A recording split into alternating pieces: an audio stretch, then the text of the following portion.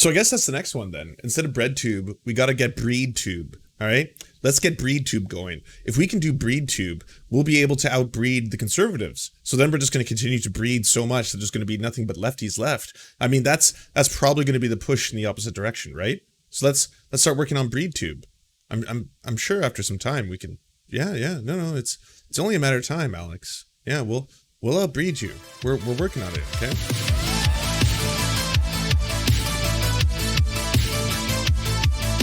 Half the country as enemies of the state because he's confident that in the coming years, this group of people will be figuratively eradicated. What I mean by that is politically eradicated. That they're fractured, they can't organize, they won't win elections, and their opinions are completely meaningless. And then it's going to be the overstate or the cathedral that controls everything. And you look at what's happened with the police. And I think, actually, interestingly, the resistance of conservatives is what helped convert police departments into woke enforcement agencies. When the left started saying, abolish the police and... Wait, the police are woke enforcement agencies? When did that start? What have I been missing? How much of the discourse did I miss this weekend? I touched grass once. I go on the I go off the internet for a full weekend, go camping with this lovely little piece of nuggetry right here, take them out camping, I come back and all of a sudden the police are woke forces. God damn. Defund the police and put extreme pressure on the police departments. Conservatives stopped the departments from completely going under by pushing back, and then you had this argument over whether or not we really want to abolish police, and it worked out really, really well for the woke. Because then the good cops who were like, I'm not going to be a part of this, leave. Who's left? The people who either don't care or willing to do whatever they're told. And then, because conservatives saved the department from being totally abolished, they were able to restock it up with cops who know exactly what these modern political times will bear. Yeah. So now, I would only speculate. We're moving into 2022. We're going to have the midterms. They're going to be coming after conservatives like you cannot even believe. They have already been tweeting things like, if we lose the House, it's all over. Yes, their glorious revolution will be all over if Republicans get back the House and can impeach Joe Biden for high crimes and misdemeanors. So what do you think? What the fuck are you talking about? High crimes and misdemeanors. The things that Joe Biden, the things that he's done are never things that are going to be like persecuted by the United States. Those aren't the things that they go after. They don't go after those kind of things. Anyways, fun, Tim. This is all great. New levels of conspiratorial Timpoolery that I didn't know were going down. Here's one of the big things when it comes to the upcoming midterms. I don't believe that they're going to lose the House. I think the Democrats' hold of the House is quite strong. I don't think that's going to happen. I think the Senate is probably more in play, and I believe the Senate could turn back towards the Republicans. It doesn't really matter unless they can get a majority in the Senate anyway, because as we've all seen what happens at the parliamentarian and or key decisions, they're not willing to do what is necessary in this case, right? They're going to come after right-wing influencers. They're going to come after anti-establishment in any capacity, which includes some anti-war leftist types and people like Jimmy Dore, for instance. I don't know if they'll ban him, but they've gone after people in this. Why have they suddenly, that's just marketing. That's 100% marketing, That's the idea that Jimmy Dore and the anti-imperialist left are the anti-war left. How many lefties do you know that are not prominently against the military-industrial complex, that aren't prominently against the United States imperialism and military machine? I don't know.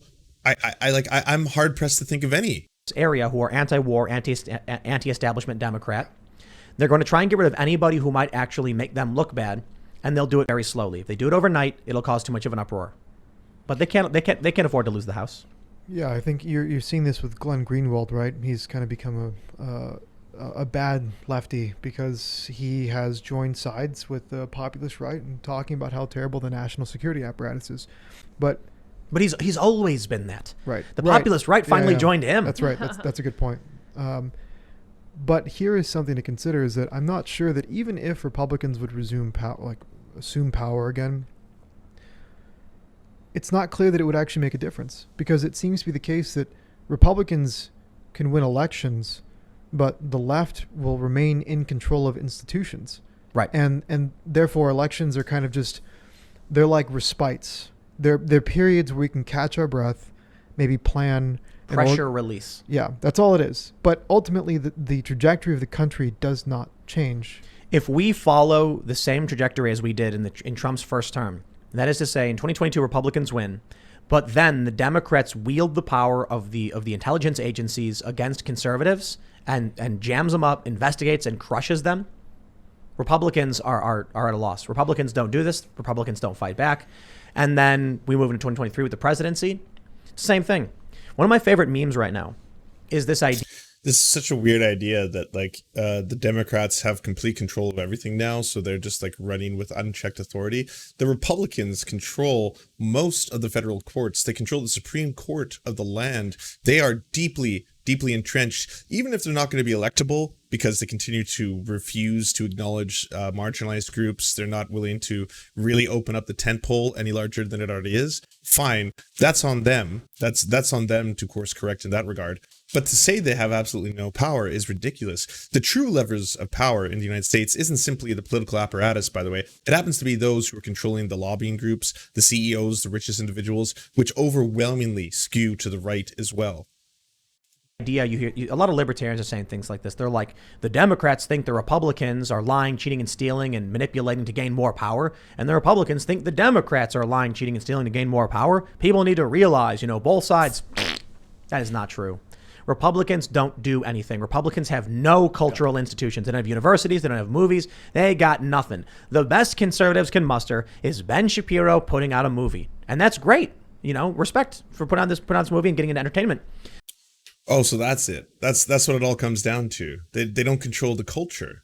It always starts with the culture. It starts with the songs and the singing and the dancing. And of course, the lefties have Cardi B, and now they have Lil Nas X too, and they're putting out all the degeneracy you see before you. So until the right wingers can start doing that, So they're actually doing something, but conservatives are not reaching children. They're not reaching young people.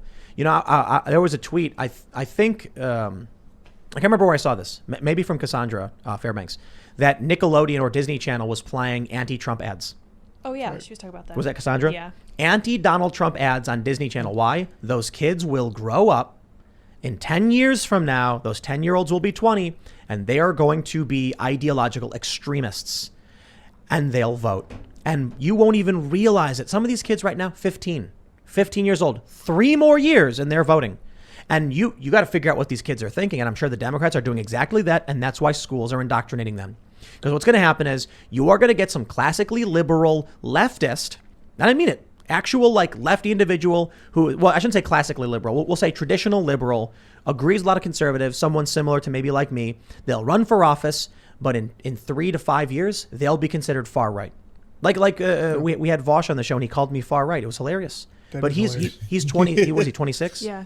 Yeah, I think so. So these 26-year-old lefties on YouTube think 35-year-old Tim Pool, who believes in universal health care and social programs, is far right. That's good, though. That means you're the Trojan horse. You're controlled opposition. Yeah, No, it means that in 10 more Moon Lord, now is my time to shine. The Moon Lord ascends. Prepare for my commentary to come in the side now. years or in even 3 to 5 years, these young people are going to come up and they're going to see a traditional conservative and think Nazi.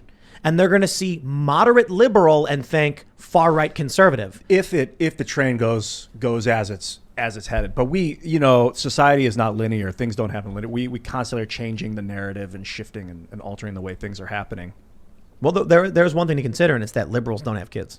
Oh, yeah. Right. We're going to outbreed them.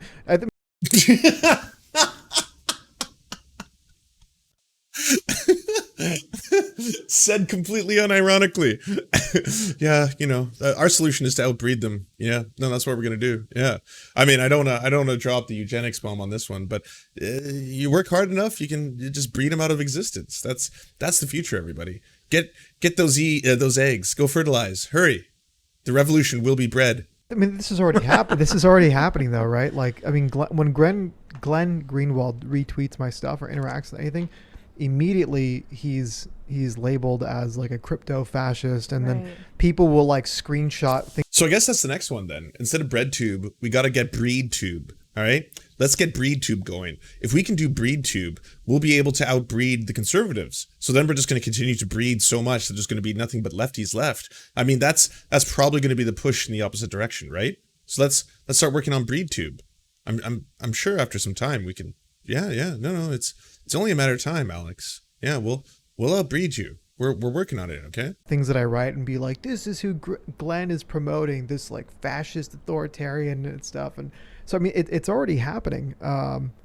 But I think the anti-Trump ads on, you said Disney? I think it was Disney Channel. Okay. Yeah. Anti-Trump ads on Disney is like a good day for Disney, considering all of the other preventing smut childless libs from voting. right, Wow. that they run for children. And I think this kind of gets to the issue of like critical race theory, where... Of course, everything always comes back to CRT. Yeah, what does CRT say about breeding numbers and breeding grounds? Let's learn. I can't wait. I really appreciate the work. Christopher Rufo is like a national treasure, but I think he has shown that critical race theory goes so much deeper than anyone really thought it did, and that it has already infected every single cultural and social tissue, that the task of extirpating critical race theory is actually much bigger and much more daunting than I think anyone had imagined before Rufo came on the scene and started showing people how pervasive this stuff is. So,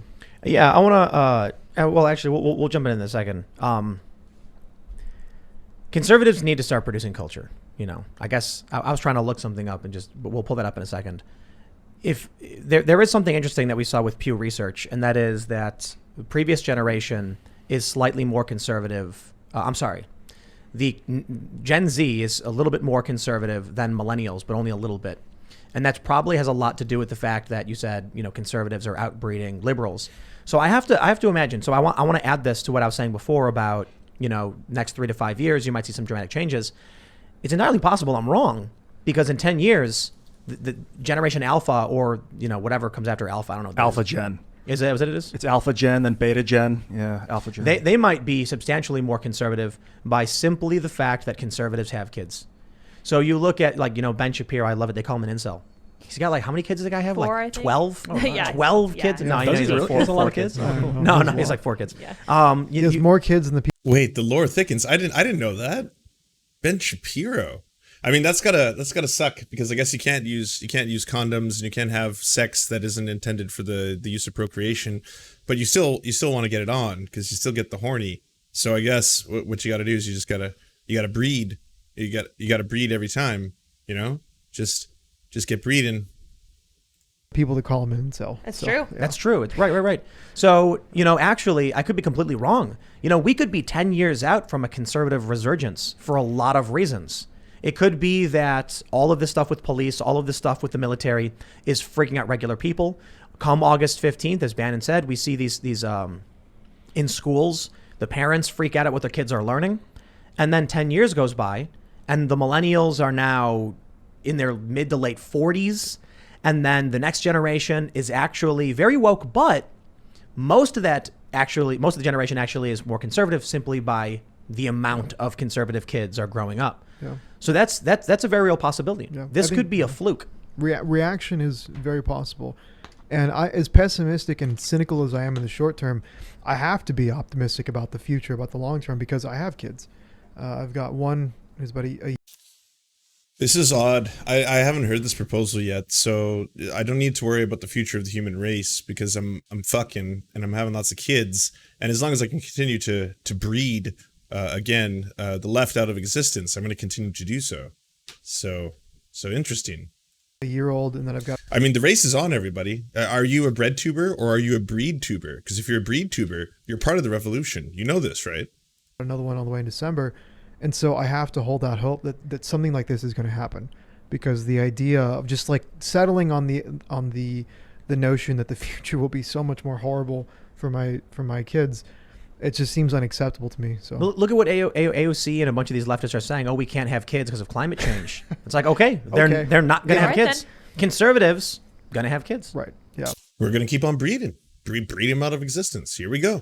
Yeah, And that's then right. when they do, I mean, this could be actually substantial. If, you look at millennials today, not having kids, but mostly the left ones. A lot of like non-political people have kids, conservatives have kids. Lefty, liberal type millennials don't have kids. Oh, nice, Wilco. I hope it's consensual. I mean, if you're going to be sending semen to people, make sure they're on board with the semen gifts. But yeah, I mean, that's another thing we could be doing. Why not everyone here start donating all their semen and donating your eggs if you can to banks, and then that way those sperm will be lefty sperm and lefty eggs, and when they become fertilized or fertilize other eggs, then of course there will be more leftists in the world. So saith the great breeding gods. This is the only way forward I'm seeing. Kids. So what happens in 20 years? Is this country going to become a bunch of suit-wearing young Republicans? Well, a paranoid mind might rebut you by saying, well, this is why Democrats like open borders, because they can import new recruits, so to speak. So, and why they're going after schools. Right. They know they don't have kids, so they got to take yours. Exactly. Right. Yeah. One problem I find with conservatism by the label, I guess, is that I think that we need to kind of reintroduce or just enforce some sort of social conservatism in that, like, we talk a lot about morality and like not flying too far off, but we need some like drastic legal liberalism. I think we need to take liberty with our crappy system and change it. So I think conservative politicians are not getting anything done. They've been sitting around just kind of like enjoying the status quo. Mafia Mouse, thank you. And that's a problem. Just say as much as you need to get elected and then do nothing. Yeah, and we need like really to alter the system. The Federal Reserve's gone roughshod. The Central law Electric enforcement Grid. agencies, the police departments. Yeah, we've got like all these local governments. I mean, yeah. Yesterday's conversation was like particularly brutal when we were talking about just do these with anarcho-tyranny. Heal the beast. You only had one kid. How's the left going to win? No. You've already heard. We need to breed. We need to breed as many as possible. Keep coming up. I think anarcho-tyranny is obviously happening. It's been happening for some years now. Anarcho-tyranny is here, everybody. Remember that. And I think that's the easiest way to understand that the system probably already collapsed. Like, if you have people who... The system has collapsed because Joe Biden is an anarcho-tyrannist. This is new. This is like, there's so much new lore. I didn't know first off about the breed theory, so we're learning about that. Again, breed tube over a bread tube. Let's just all remember our duty, okay? Our solemn duty, fertilize the eggs. So saith the great bread gods. It's the only way we'll win the ideological war. But on top of that, we've got new elements here that are coming. Anarcho-tyrannist. That's right. It's here, everybody. And it's taking over. who feel like calling the police is pointless. Legitimately, like not like Black Lives Matter where they're like, oh no, I can't call the cops if, no, like people legitimately saying, I know they're not going to come here and deal with this riot. But then also fearing if the rioters attack your house, you will get arrested. The system is completely broken. Well, I think the issue with anarcho-tyranny is that the anarcho There's that is word by again. design. It's a feature, not a bug. Mm-hmm. And the point of it is I'm sorry. Have we gone this far already? Like, I know they constantly say that, like, Joe Biden is far left and all this kind of stuff, but you're actually implying that he's not only an anarcho-communist, but he's a tyrannical anarcho-communist? This is wild. This is, holy shit. All right. New lore. New lore. Here we go. Okay, hold on. I gotta give thanks. Oh, Hildebeest, thanks for subscribing. Thanks for doing part of your duty. Paralyze the decent populace into feeling like they can't do any of the things you just described. They can't defend themselves. You just missed this much discourse? I know. There's so much discourse that went down.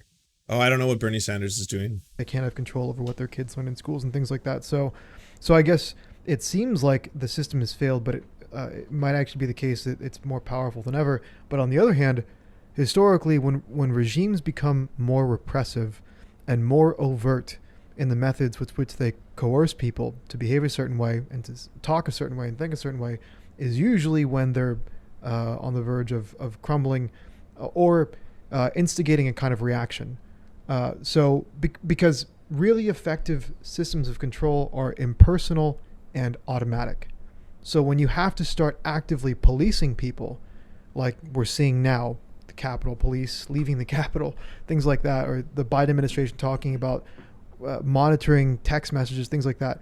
That stuff is, as much as it shows like the power and the boldness of the established political order, it also tells us that it's kind of in this precarious position where it's this close to maybe overplaying its hand. Yeah. I think about that with tech censorship too, because we should have a system, I think, more that's granular where you can choose what you see rather than them choosing what you see. The fact that they're in there deciding who gets to say what is like, yeah, they're powerful, but it's also showing how the cracks in their system, like, well, you know, they're afraid. You look at big tech, and first I'll just say you're right. The moves they're making show an increasing desperation and panic.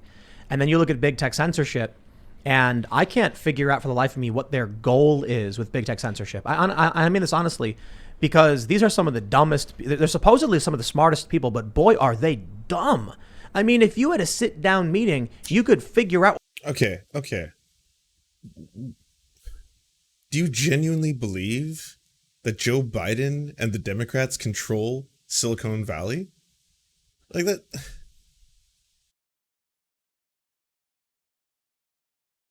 What was happening in only a few minutes. I said this to Jack Dorsey on the Joe Rogan Experience when I was just like at the end of the show, I'm like, I'm getting a van. And they were like, I started laughing, and I'm like, y'all think I'm joking, but I was like, if you keep doing what you're doing with this hyperpolarization on Twitter, people are going to come to a civil war of sorts. They're going to go after each other. It's going to be insane. So I'm getting that van ready. I'm going to go bug out. And you know, people were messaging me, laughing, saying, "Ha, it's so funny." I'm like, y'all think I'm joking? Yeah. Now look where we are. With the police taking a knee, with the riots, with COVID, everything that's happened since then has been a dramatic escalation. Yeah. It's like, I certainly was not wrong. I didn't give a good timeline.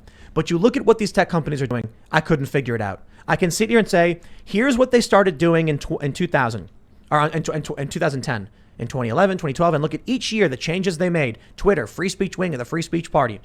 They used that to build themselves up, create a platform. Then you look at the past several years. They make moves to make money. They make moves to hyperpolarize. What they are doing is only making things increasingly worse. Yeah. So the question is Twitter trying to stop the polarization? Well, they're not doing that. So it's still only getting worse, and it has been. Is it wild that all these private corporations are just doing in their best interest what makes them more money? Isn't that just who knew it would go this way? Unusual. All of our social interactions became monetizable, and all of a sudden they're just doing what they do to make more money. Curious that strange moves, these oligarchs, these anarcho-tyrannists, the things they're doing. But that's communism. We knew it was coming, everybody. So again, breed tube over bread tube, money over everything. Remember that, okay? Wu-Tang is for the kids. I hope y'all know that, all right? I hope y'all know that. I was listening to 36 Chambers over the weekend. Got me fucking jacked, you know? Nothing gets half white people jacked like 36 Chambers, I'll tell ya.